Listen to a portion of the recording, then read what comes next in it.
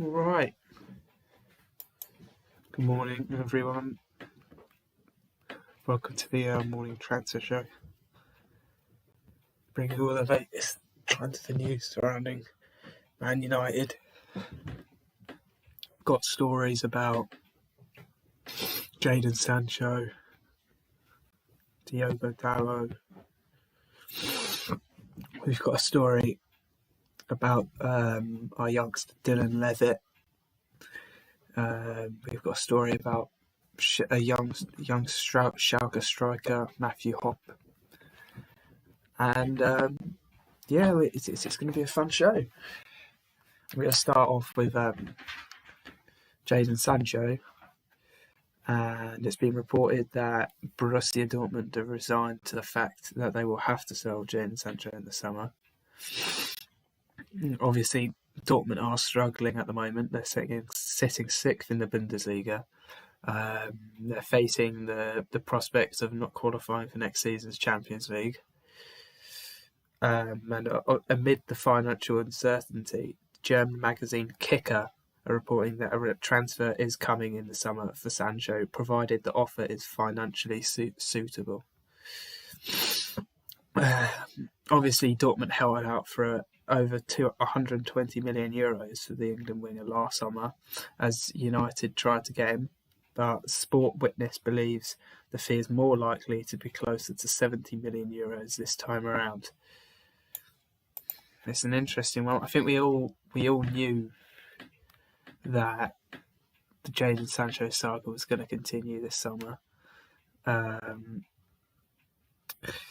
Do I think we're going to get him? I don't know. It's a hard one because I think there'll be a lot more clubs in for him if it's just 70 million euros. Because we know a couple of years ago, or a year and a half ago, there was lots of rumours surrounding Barcelona, and I think there will be more clubs involved this summer. Possibly Chelsea, even possibly Liverpool, but more so Barcelona, I could imagine. Maybe Real Madrid. All of the big teams. It'll be whether we can get over the line. But we see. Let's have a look at Jaden Sancho's stats for this season.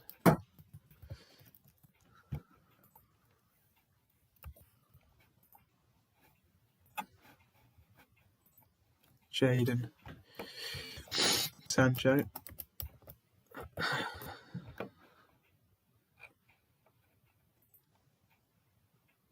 So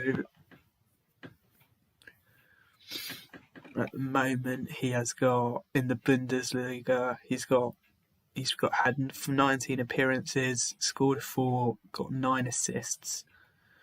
So it's not too bad, is it? 13 goals, 13 goal involvements, 19 appearances. Not too bad, is it? Champions League. He's got 5 appearances, 2 goals, 2 assists. Again, not very bad statistic, is it? And then the DFB Pokal, he's got 3 appearances, 3 goals, 2 assists. So his numbers aren't looking that bad, obviously. 120 million for Sancho was way too much. Yeah, I don't think he was worth. I think he might have been worth it in a couple of years, but I think more so it's about the marketing for Jaden Sancho. That's why he's got such a high price tag. Because obviously he did all that stuff with Nando's in the summer.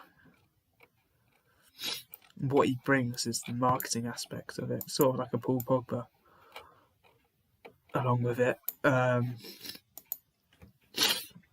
do I think he's going to go this summer? Yeah, I can't see Dortmund holding on to him because I think they're going to have to get rid of either Haaland or Sancho this summer, and I think they'll probably get rid of Sancho.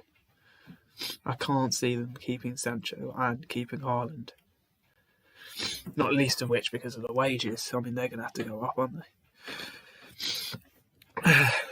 But following on from that, I've got a story to bring you about Diogo Dalot. So, AC Milan is reported to have no intention of spending €20 million to buy Diogo Dalot at the end of the season. The 21-year-old right-back is on a season-long loan with the Serie A side from United, but his season took a turn for the worse yesterday in a 2-0 defeat by Spezia. The Italian press heavily criticised his performance and said the game had damaged his chances of securing a permanent move to Italy. Now Tuttosport, via Sport Witness, say that Milan are likely to walk away from Dalot at the end of the season rather than spending the €20 million that was previously mentioned for a transfer. I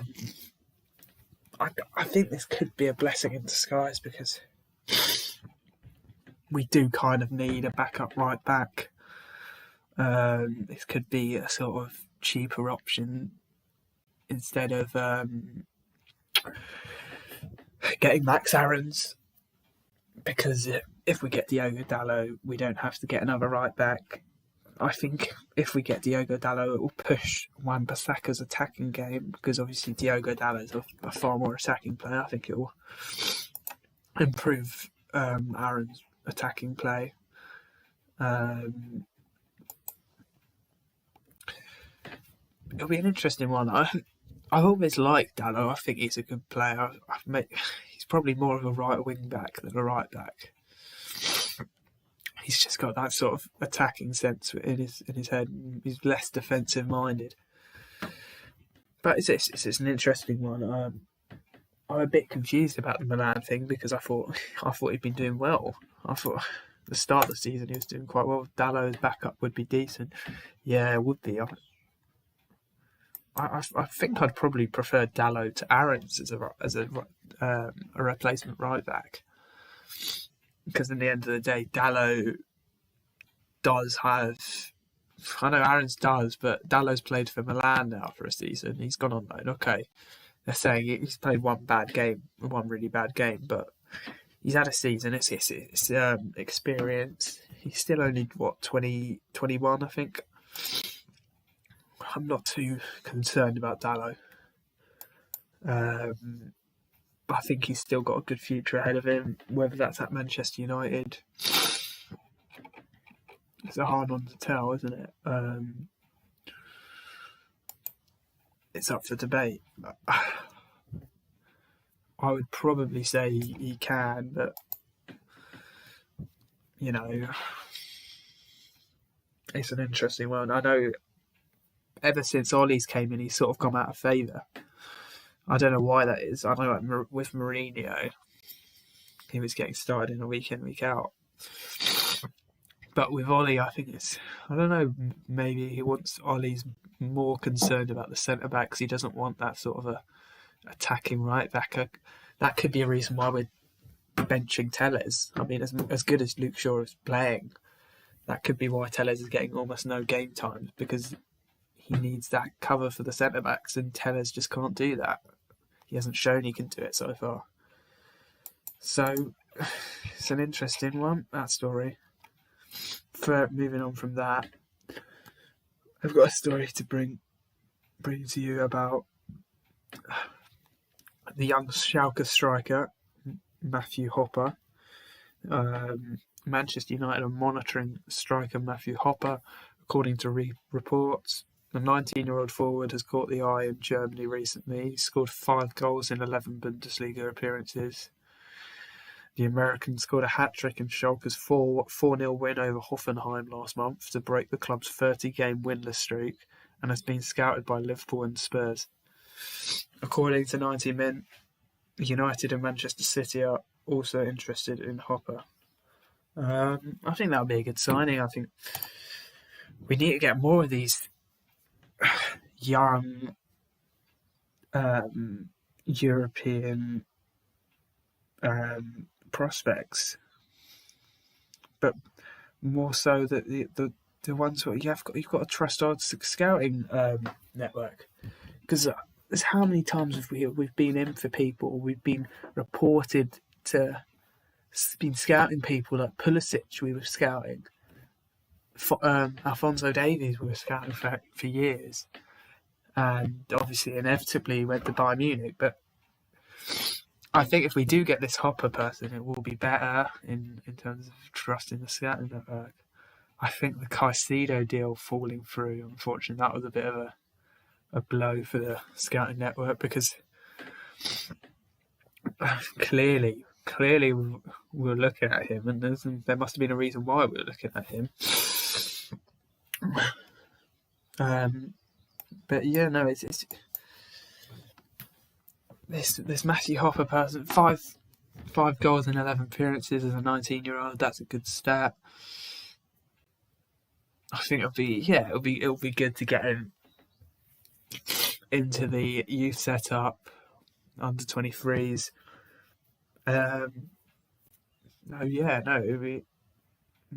We need more players like that, because if we're trying to build something, we need the younger players, not these. I know, as much as we love Cavani, and we don't need more players like Cavani, unfortunately, because we can get one Cavani or two Cavanis, but that's what we have been doing. Is we get too many old players like Schweinsteiger, and it's just not a project, really, is it? Because Schweinsteiger's realistically only going to stay for 2 seasons and go. Same with Cavani. I think he's going to have a massive impact on the team, but realistically, he's only going to be here for 2 or 3 seasons. So I think we've got to prioritise the youth, getting more youth players. So following on from that, we've got a story about our youngster Dylan Levitt. So Man United midfielder Dylan Levitt has joined Croatian side NK Istrat on loan for the remainder of the season. He spent the first half of the season on loan with Charlton, obviously in League One, but saw the move terminated in January because he only played 5 times in the league. The 20-year-old has now jumped at the opportunity to play for NK Istrat as he looks for regular games in order to earn a place in Wales' squad for the Euros. I think that's a great move. We need more of our, these under 23s who they're just not good enough to get into the onto the bench. We need them to go out on loan, because there's no point of them just staying on the under 23 setup. Players like Alanga, players like Shola Shorsire will eventually get into that bracket, or players like what's he called? Dylan. What's the right back called in the under 23s? Oh, I've bloody forgotten his name. But no, you're seeing it a lot more with like Palestri. Obviously, he's gone out on loan. Levitt. It's good to see, and hopefully they'll develop more on loan, and then they'll come back to us, and then maybe go on another loan. But that's how it works. So unless they've got that, because you need the senior experience to be able to play for Man United. You can't just play in the under 20 unless you're extremely good. Go into the under 23s and come up. It takes a lot of time. So it's a great move for Dylan. Let's see how he does there. I don't know if they were. I think they probably were in Europa League, but obviously not anymore. Let's have a look at it.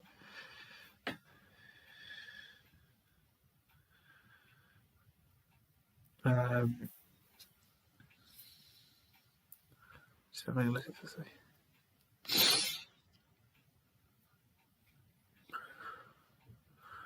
I've just got one more story to bring you, and it's Paul Scholes was speaking about Januzaj to MUTV ahead of the clash with Real Sociedad. And this is what he had to say. Yeah, Adnan was a really talented kid when I retired the first time. I was coaching him with Warren Joyce, actually, for 6 months.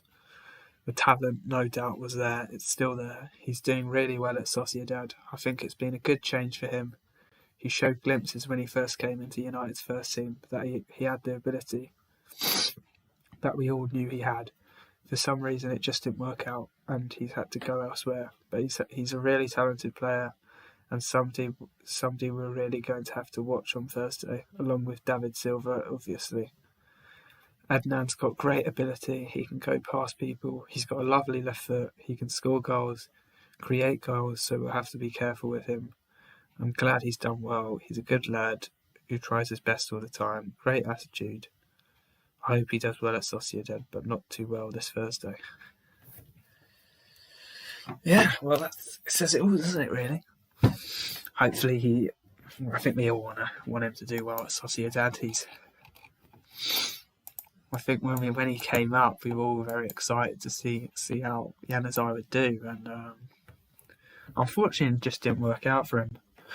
But it's one of those, there's loads of these youth players who come in and just unfortunately just doesn't work out for them. But he's got a great work rate and he's got a great mentality. Hope for the best for him. He's a product of our youth setup, so credit to Warren Joyce for bringing him up. But hopefully he just doesn't perform on Thursday. But no, he's clearly a really talented player still. So I think he will be, along with David Silva, as Scholesy said, someone to watch out for on Thursday. Will he have a point to prove? Probably. I mean, you always have a point to prove, don't you? If you're playing against your old club, you've got a point to prove. So let's see. I think he will play. Let me have a look at. Oh, he had no. He had his eyes.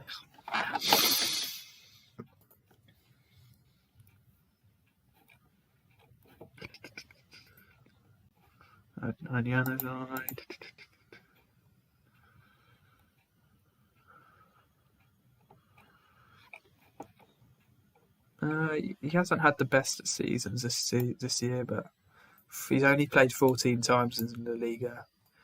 Scored 2, got 2 assists. It's the first time that both teams have 3 games in an international camp, and I think you saw the effects of that. But in the first half, I felt we started really, really well, but Iceland was really clinical. Oh, sorry about that.